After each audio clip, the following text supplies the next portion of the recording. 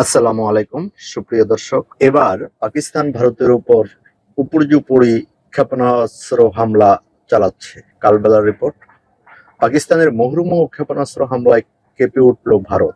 এবার পাল্টা হামলা শুরু করেছে পাকিস্তান। বৃহস্পতিবার রাতের পর বিস্ফোরণে কেঁপে উঠছে ভারত। আখনুর, সাম্ভার মতো জায়গায় বাজছে সাইরেন।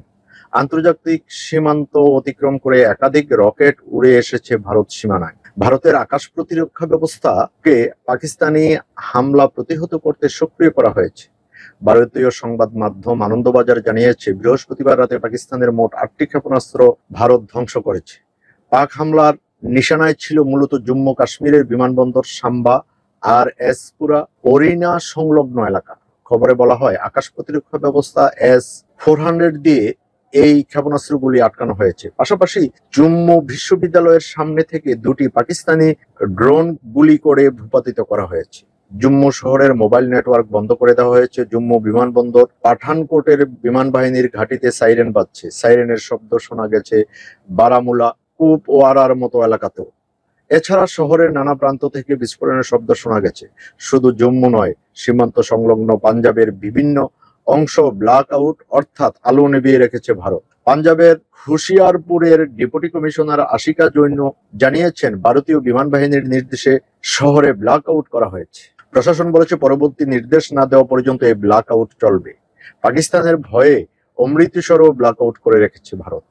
এর আগে বৃহস্পতিবার সন্ধ্যায় ভারতের ক্ষমতাসীন বিজেপি সরকার দাবি করছে, পাকিস্তান সেনাবাহিনী তাদের পাঞ্জাব ও গুজরাট, জম্মু কাশ্মীর সহ দেশের উত্তর ও পশ্চিমাঞ্চলের অত্যন্ত 15টি শহরে সামরিক স্থাপনাকে লক্ষ্য করে ক্ষেপণাস্ত্র ছুড়েছে। হামলায় তাৎক্ষণিকভাবে হতাহত বা ক্ষয়ক্ষতির বিষয়ে নিশ্চিতভাবে কিছু জানা যায়নি।